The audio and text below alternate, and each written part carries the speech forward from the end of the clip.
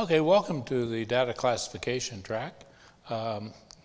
This is part of the Small Business Development Center presentation. I'm one of the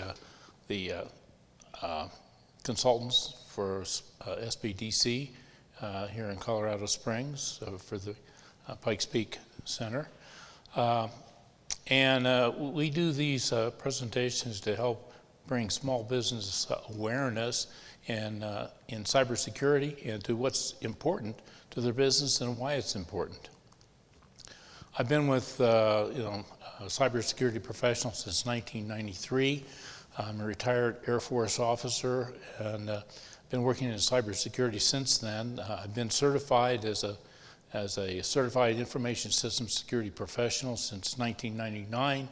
I've taught at universities here in Colorado Springs and Denver. I've been working with the SBDC for several years now since I retired from working as a defense contractor.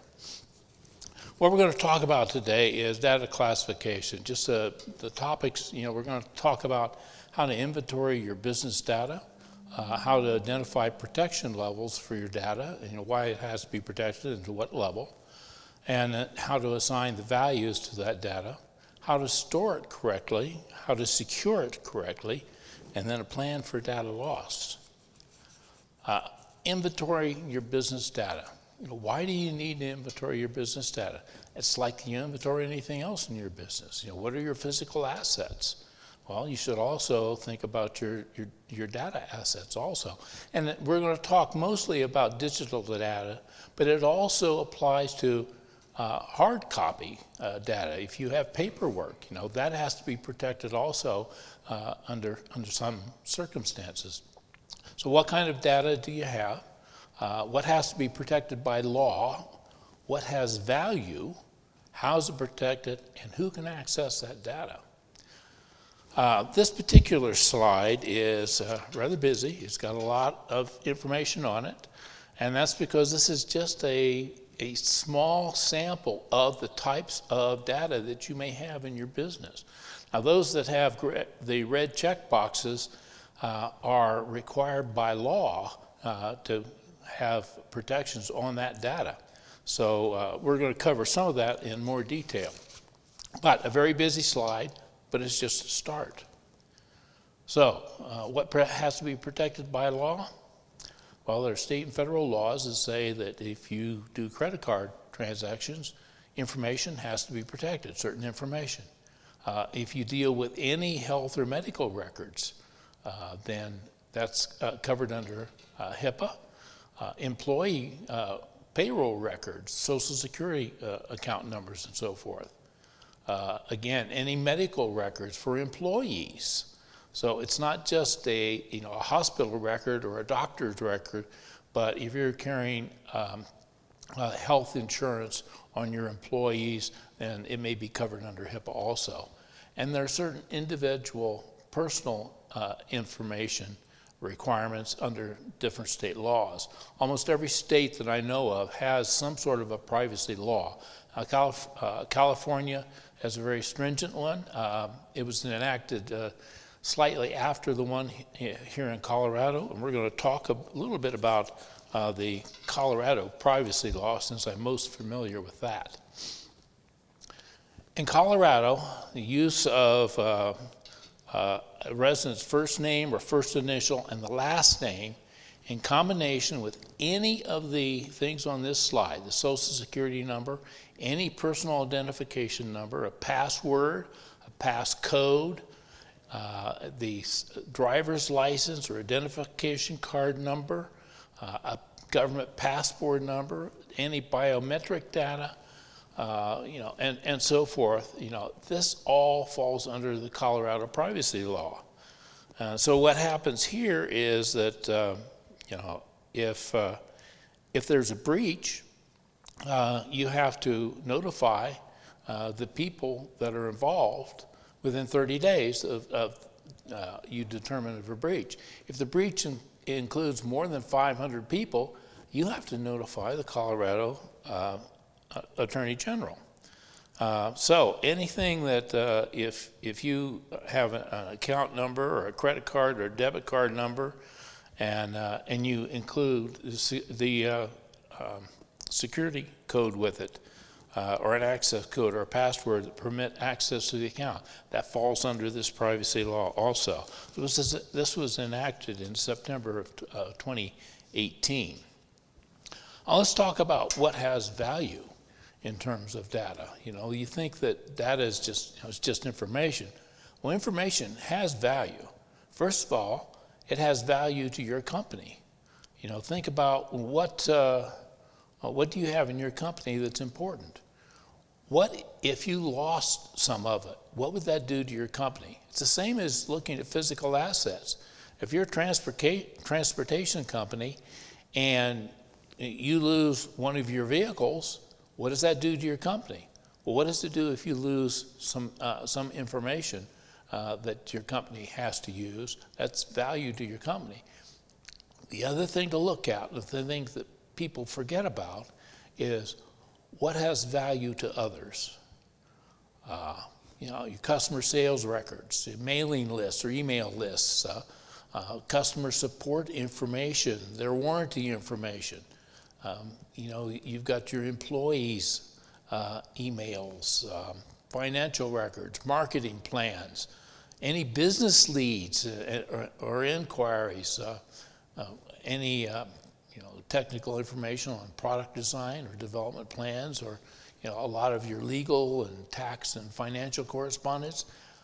What happens if your competitors have access to that information? If they get access to your customer support information, they know your customer list. Now, what do you think they're going to do? They're just going to say, oh, well, I'm not going to bother them because they're already a customer of this other company. No, they're going to try to take them away from you because they know that they want your type of business support. So you have to look at what has value to others also. Now we're going to get into how the data is protected. Where is your data stored?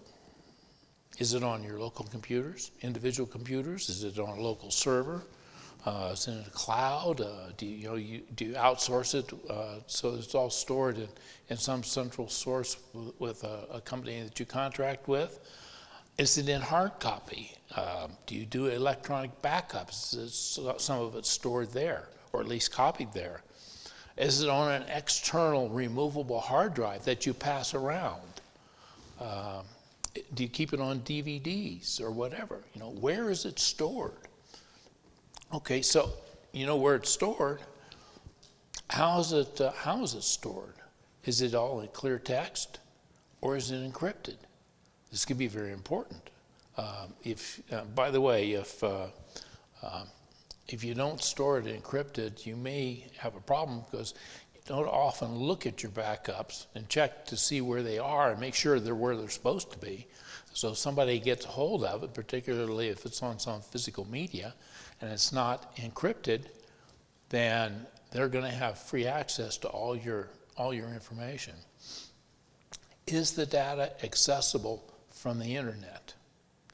Well, anything that you transmit through the internet means that it's accessible, which means you're attached to the internet, which means people can get to you from the internet. Now, one of the things you want to be sure to do is have a privacy policy. A privacy policy is extremely important because this is telling your customers that you're going to protect their information. And you need to tell them how you're going to protect it and what you're going to do with the information, how long you're going to keep it, who you're going to share it with. You're going to be held accountable for what you have in your policy. That's very important. So be sure you address, anything that's personally identifiable information, known as PII, or personal health information, or customer information. Be sure you address that specifically and tell them how you're going to handle their information. because it's very important. As I said, you'll be held accountable if there's a breach and you haven't taken care of that information properly.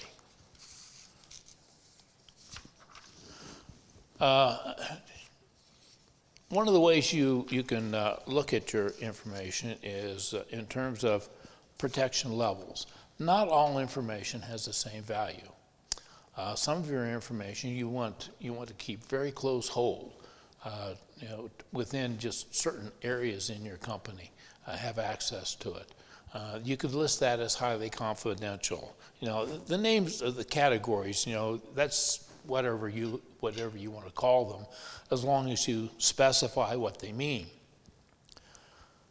Highly confidential in this case means that if it gets out, it could seriously impact your company. If you have a small company and you decide that you're going to go public with it, it's not going to be an LLC, and you're going to actually, put it out, so that people can invest in it. Your IPO is very important. And if people know that you're putting out an IPO and when it's coming out, they may want to use that information to leverage into your company, and it could seriously impact your company. You can also have information that has to be kept highly restricted within the company. This would be things like any future plans in the company. That if it was out, then that might affect the value of the company. It might damage the company. If you're going to cut out a certain portion of the company, you could lose business. And it's the most sensitive business information. Now, below that, you're going to have private information that has to be kept. Again, we talked about some of the laws that require that. Also, you have pledged to maintain privacy of the information for many of your clients. So make sure that you restrict that for internal company use only, unless you have specified you're going to use it for certain things and have specified that to your customers. You also have internal use. This is still private company information, but it's used throughout the company. So it's very wide access within the company, but you don't really want the general public, you don't want them to see how you make your secret sauce. So you keep that within the company. And then publicly releasable information, you don't need a label on it. Now, what do you want to do with some of this information? Why do you want to label it? Well, for one reason, when you want to secure your information, you're going to want to secure, that highly restricted information, that highly confidential, very, very tightly. You probably put it within, an area where very few people can access the folder. You put a password on it, and of course you may and should definitely have it encrypted. So to secure your information, some of the ways that you can secure it is you control access to your systems to start with. So passwords, at least 10 characters, and change them regularly, maybe not every 90 days. And you don't share passwords, and you don't use the same password for more than one thing. Another thing about passwords, never change them on a Friday. Because if you change them on a Friday, your administrator is going to have to go back in on Monday and change them again, because nobody's going to use them for 2 days and they're going to forget what the new ones are. Or, what's worse, they're going to write them down so that they remember them. And you don't want to write down passwords. Two-factor authentication is extremely important, and it's becoming more and more required in transactions.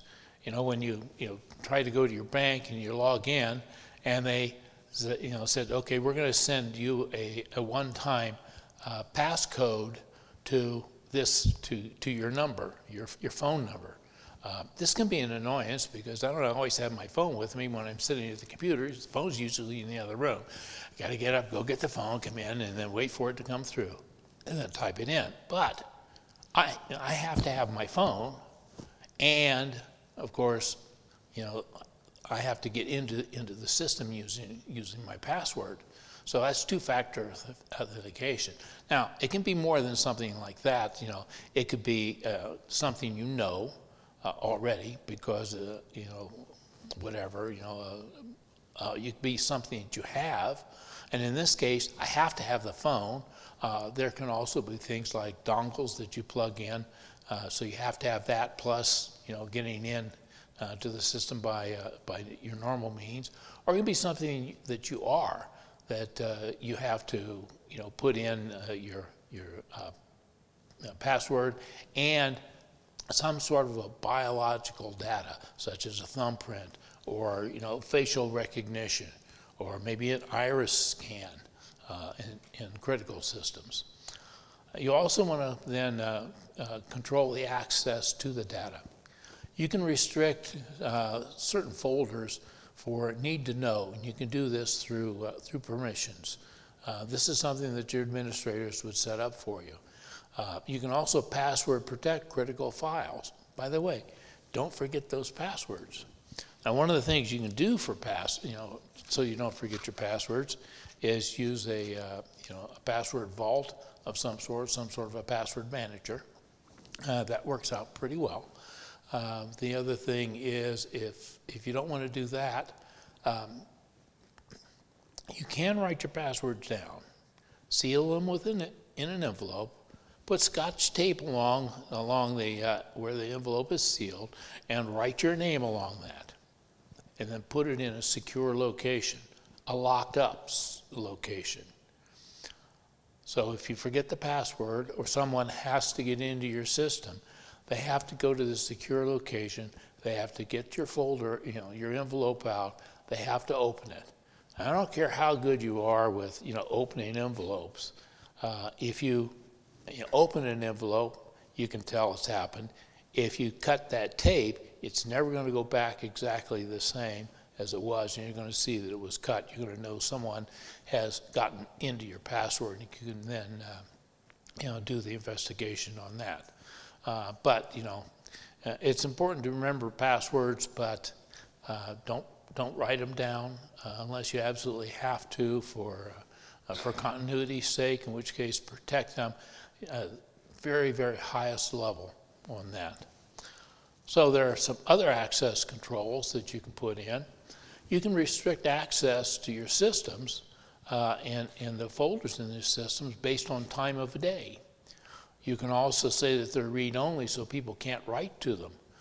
You can restrict certain people so that they can only read, and other people have the capability of writing to the file, so that you can have better control of it, and it's less chance that it's going to be disrupted for you.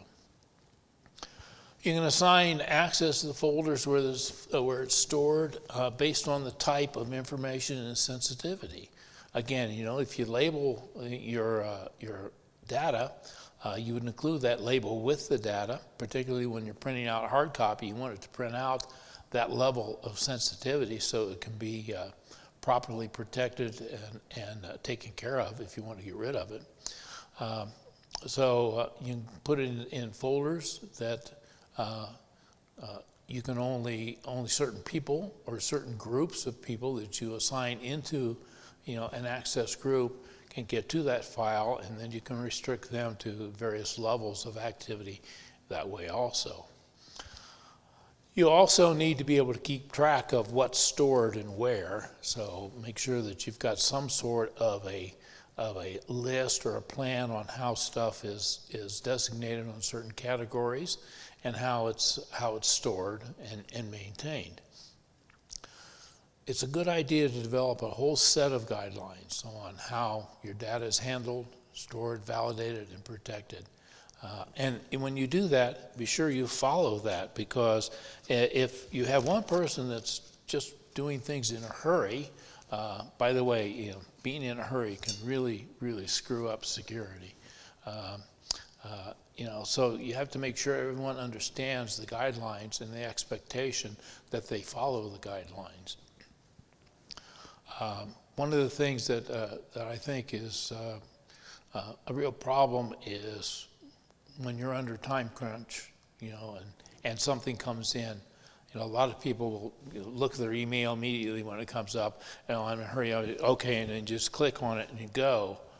And this can cause problems because it could have been a phishing email that just to get it out of your way, you just answered it. And so don't be in a hurry. Make sure that everyone knows what they're expected to do and how to handle the information.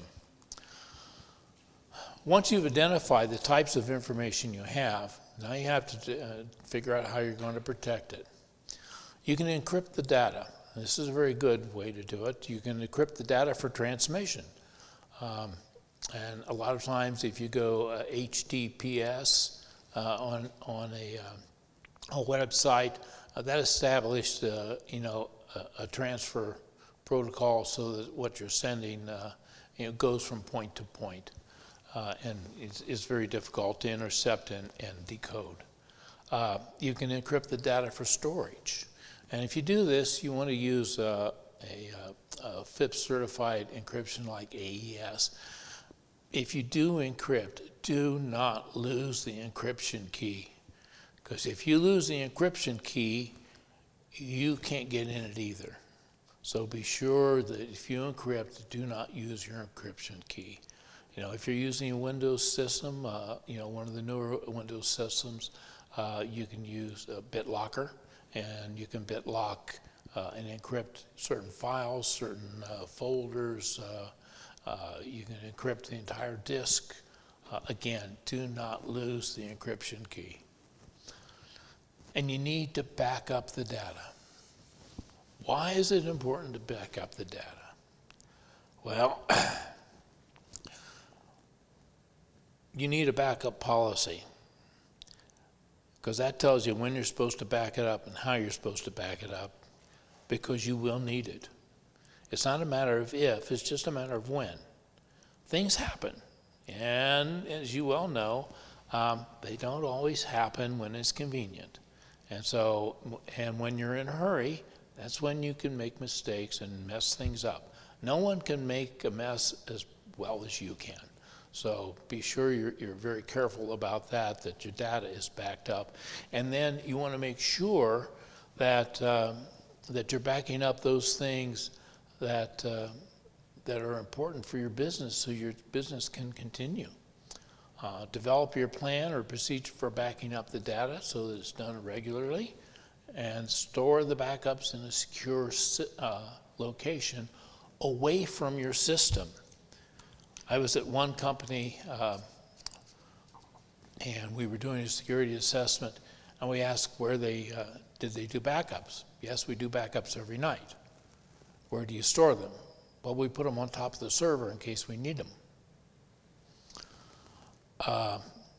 Probably not the best idea, because if something happens to your business location, those backups are going to allow you to reestablish your business in another location. So these are extremely important. So be careful with them. Make sure you store them where you can get to them. Maybe not quickly, but get to them, and make sure that the backups are done regularly. And also, test to make sure your backups work. One of the ways to do it is take a machine that's not on your network and try to do a backup restoration to that machine and see if it works. It doesn't have to be fast. You don't have to use the fastest machine you have, just one that's running, the systems that you use, and see if you can get the backup to restore to that. If you can, then it works. One of the other things that happens is sometimes you update equipment. When you update your equipment, before you get rid of your old equipment, you want to make sure that your backups are compatible with the new equipment. Because if they're not, then your backups are not going to do you much good until you go out on eBay or someplace and get one of your old, an old type machine back in there so that you can use your backups. So, be careful on how you handle them and what you do with them. Now the thing that nobody, wants to happen, but you really need to plan for it. You say expect the unexpected. Well, what we mean is there will be things that'll happen. you'll have a drive go bad. You'll have, a disruption of some sort. Maybe a whole machine goes down. Maybe you lose your server. So, you've lost all that data that was on there unless you have your backups and a way to restore them. You can also lose the data because of data theft. The problem with this is, you have to realize that someone has exfiltrated the information because you still have it. Typically on a theft, you realize it's been stolen because it's not there anymore. In terms of data loss, the data's still there, but it's somewhere else also. So, and any data loss from any cause can be very disruptive to your company. You can be down for hours, days, weeks, months, or go out of business entirely. A long time ago, while the World Trade Centers were still up, there was a truck bomb went off underneath one of them, and in the lower parking garage. Well, they evacuated the building until they could do all their checks and everything on that. There were over 7,000 small businesses in that one World Trade Center building. 6 months later, 90% of them were out of business because they couldn't recover. They had no recovery plan. They didn't know, they didn't know how they're going to get the data back. They couldn't even find their customer lists anymore. So make sure you back up your information, have it available where you can get to it when you need it, because you will need it at some point. But be sure you protect it. You protect everything in your business, protect your data also, because it's what your business really runs on. I don't know of any business that doesn't use data of some sort.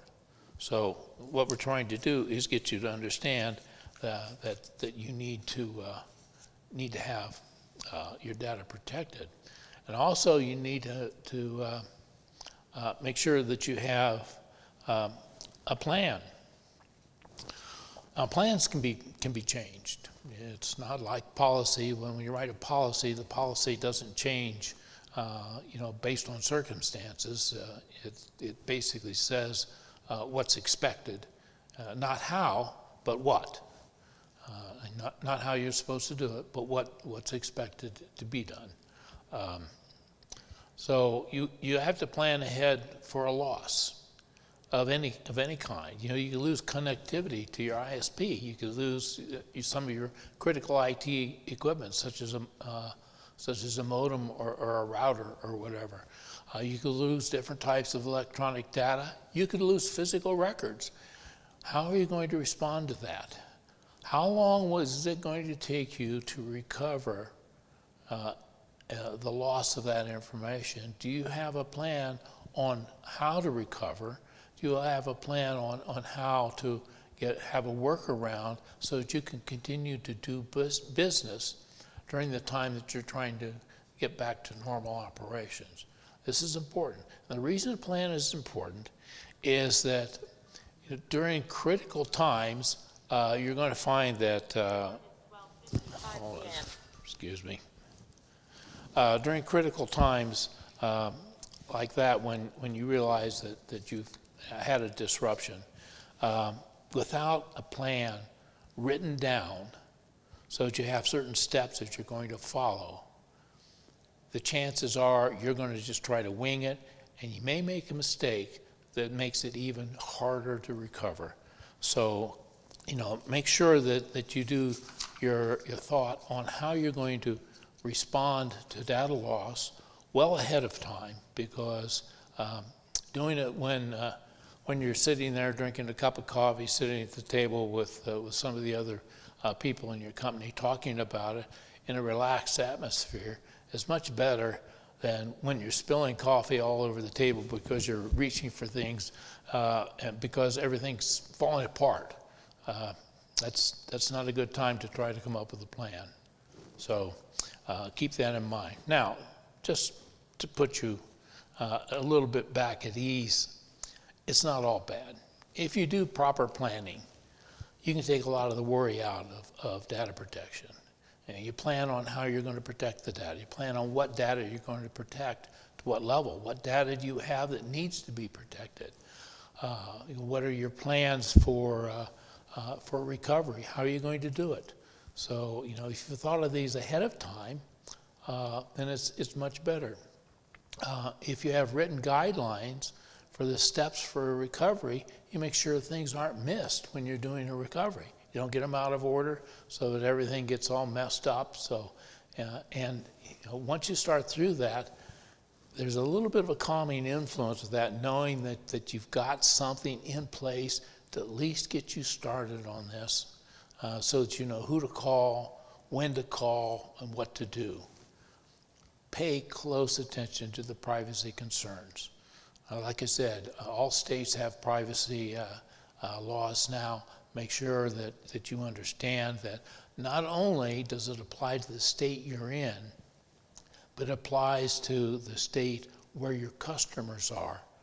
So if you have customers all over the country, or perhaps even overseas, there are privacy laws that apply to them and to their information. You have to comply with all of those that are appropriate for the locations where their customers are.